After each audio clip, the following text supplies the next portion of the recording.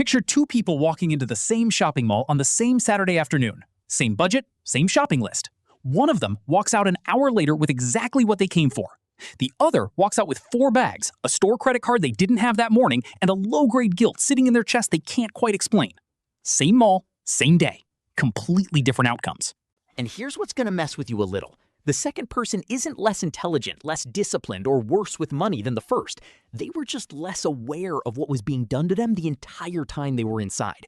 Every aisle they walked down was engineered before they got there. Every price they saw was framed specifically to feel like a win. Every limited time sign was built to make their brain tap the panic button just long enough to stop thinking straight. They didn't make bad decisions. They made decisions that had already been made for them by people who have spent decades studying the exact pressure points of the human brain. This isn't a willpower problem. This isn't about being sharp enough to see through a clever ad. This is about understanding a system that was specifically engineered to get around both of those things before you even knew it was running. And once you see how it actually works, walking through a store or scrolling through your favorite online shop at midnight will never feel quite the same. In this video, you're going to learn 7 psychological tactics that advertisers and brands use to make you spend money on things you never actually needed. These aren't abstract theories or tinfoil hat territory. They are documented, peer-reviewed behavioral mechanisms that major corporations had been quietly deploying for decades. And they work on everyone. It doesn't matter how educated you are, how much you earn, or how financially switched on you think you already are. Here's the thing that behavioral economics figured out a long time ago, but almost nobody says out loud. Your buying decisions are not primarily rational. They never were. Daniel Kahneman, the Nobel Prize-winning psychologist behind Thinking Fast and Slow, spent his career proving that human beings operate on 2 systems of thought. System 1 is fast, emotional, and automatic. It fires before you've consciously registered what's happening. System 2 is slow, deliberate, and logical, the part of your brain that actually weighs pros and cons. Advertisers don't target System 2. They never did. Every major marketing strategy ever built has been designed to hijack System 1, the part of your brain that reacts before you realize you're reacting. Kahneman called this cognitive ease, your brain's deep preference for things that feel familiar, simple, and emotionally comfortable over anything that requires actual effort to evaluate. Most people genuinely believe they're being logical when they shop. What they're actually doing is rationalizing decisions their emotional brain already locked in about 3 seconds earlier. That gap between what you think is happening in your head and what's actually happening is exactly where every tactic in this video lives. Tactic 1, the anchor trap. This is one of the most thoroughly documented manipulation tools in all of consumer psychology, and you run straight into it every single time you see a price tag showing a was and a now figure. Anchoring is the brain's tendency to lean heavily on the first piece of numerical information it sees when making any kind of judgment call. Amos Tversky and Daniel Kahneman first identified this in their landmark 1974 paper published in the journal Science, showing that people's estimates get dramatically pulled toward arbitrary numbers they were exposed to just moments before making a decision. In retail, the second your eyes land on was $120, now $60, your brain doesn't process $60 as the actual price of the thing. It processes $60 as a $60 victory, and that feels like winning, not spending. Think of someone like Jordan, the guy who swore up and down he wasn't buying anything on Black Friday, walked in for one specific item, and somehow left 3 hours later having dropped $400 because everything he touched had a red sales sticker on it. He wasn't being reckless. His brain was doing exactly what anchoring is designed to make it do, and Jordan never stood a chance the moment he walked through those doors. The original price was never really the point. The original price was the hook. Tactic 2, the scarcity illusion. Only 3 left in stock. Sale ends tonight. Limited edition, while supplies last. You've read those phrases so many times they should feel like background noise by now. They don't, and the reason they still land every single time is because the trigger they're pulling is hardwired into your biology, not your habits. Robert Cialdini, author of the psychology classic Influence, The Psychology of Persuasion, identified scarcity as one of the 6 core principles of persuasion, pointing out that human beings automatically assign more value to things that appear rare or running out fast. This goes all the way back to basic survival wiring. Your brain evolved in a world where scarce resources genuinely had to be secured immediately or lost for good. Advertisers didn't manufacture this instinct, they just got very good at faking the trigger. Think about someone like Priya, a completely rational person who spent 45 minutes carefully comparing hotel options, decided she needed one more night to think it over, refreshed the page the next morning, and booked instantly the moment a pop-up told her only one room remained at that price. The scarcity may not have been real. The panic her brain fired off absolutely was. A study published in the Journal of Consumer Research confirmed that artificial scarcity cues consistently and significantly increase purchase intention, even when consumers are explicitly told the scarcity may not be genuine. Read that again. Even when people are told it might be fake, it still works. Tactic 3, the identity cell. This one is subtle, and it's probably the most powerful tactic on this entire list because it doesn't feel like manipulation at all. Advertisers stopped selling products a long time ago. What they sell now is a version of you. The research behind this comes from a concept called self-concept congruence, studied extensively by consumer behavior researcher C. Won Park at the University of Southern California. His work showed that people are significantly more likely to buy products they see as consistent with who they are or who they want to become, not because the product is objectively better, but because owning it feels like stepping closer to the person they're trying to be. Think about every car commercial you've ever seen. When's the last time one actually told you about the engine, the safety ratings, or the fuel economy? They don't tell you about the car. They show you the kind of person who drives it, their freedom, their confidence, the open road at golden hour. You're not buying a vehicle, you're buying the feeling of being that guy. Think of someone like Derek, a guy who genuinely convinced himself he bought an expensive watch for its craftsmanship, but if you asked him to describe the kind of person who wears that brand, he'd paint a picture of exactly who he's been trying to become for the last 5 years. The watch wasn't a purchase. It was a costume Derek didn't realize he was trying on. And the advertiser knew that before Derek ever walked into the store. Tactic 4, the decoy effect.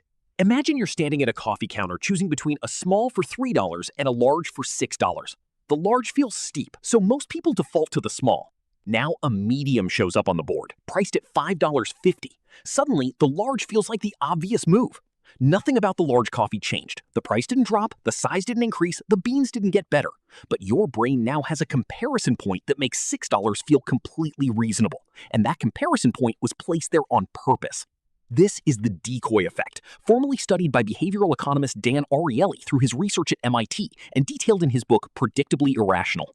Ariely showed that dropping an awkwardly priced or clearly inferior third option into a lineup consistently steers consumers toward the choice the seller actually wants them to make, like a magician drawing your attention to the wrong hand.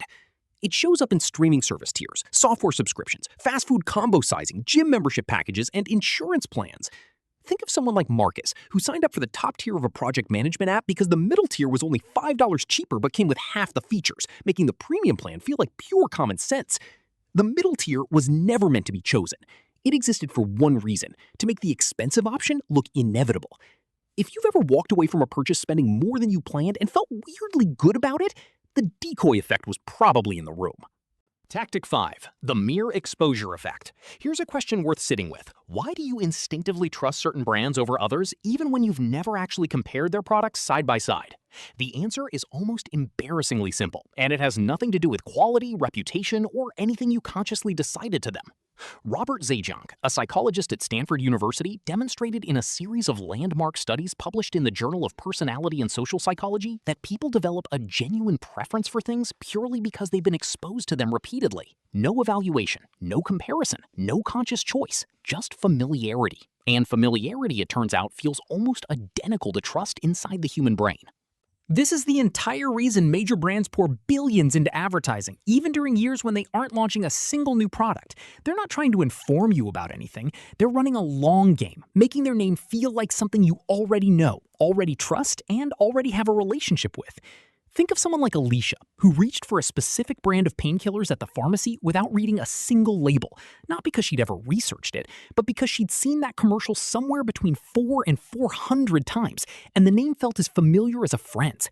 She didn't choose that brand. She recognized it, and her brain treated that recognition as a personal recommendation from someone she trusted.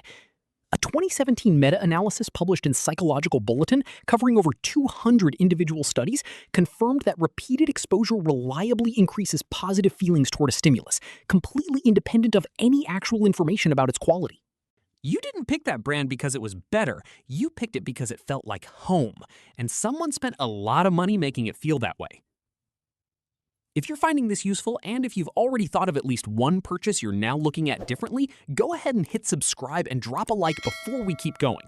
The next two tactics are arguably the most unsettling ones on this list, and you'll want to be here for them. Tactic 6. Emotional state exploitation. Advertisers don't just study what you buy, they study when you buy, and more precisely, what's going on inside you emotionally at the exact moment you're most likely to open your wallet without thinking. Research published in Psychological Science by professors at Carnegie Mellon University found something that genuinely surprises most people.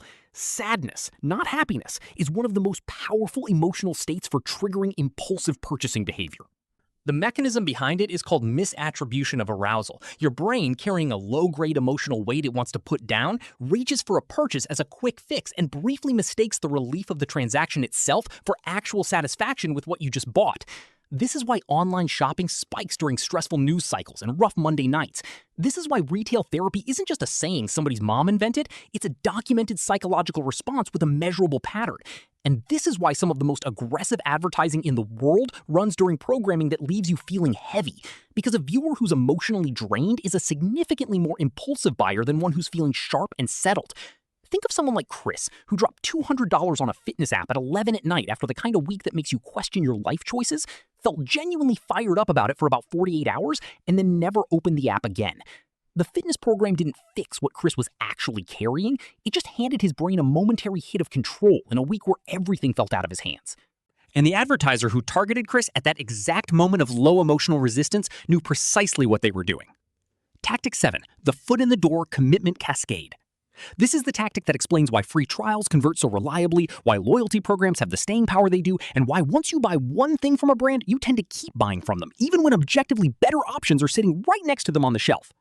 It all traces back to a principle in social psychology called commitment and consistency, identified by Robert Cialdini and further investigated by Jonathan Friedman and Scott Fraser at Stanford University in their foundational 1966 research on compliance behavior. Their work showed that once a person makes even the smallest commitment, signing up for a free trial, downloading a coupon, tapping join on a rewards program, they become dramatically more likely to follow through with larger commitments from that same source down the line. Your brain has a deep resistance to acting in ways that contradict its own past decisions. So once you said yes to something small, saying no to the next ask doesn't just feel inconvenient, it feels like a betrayal of who you are.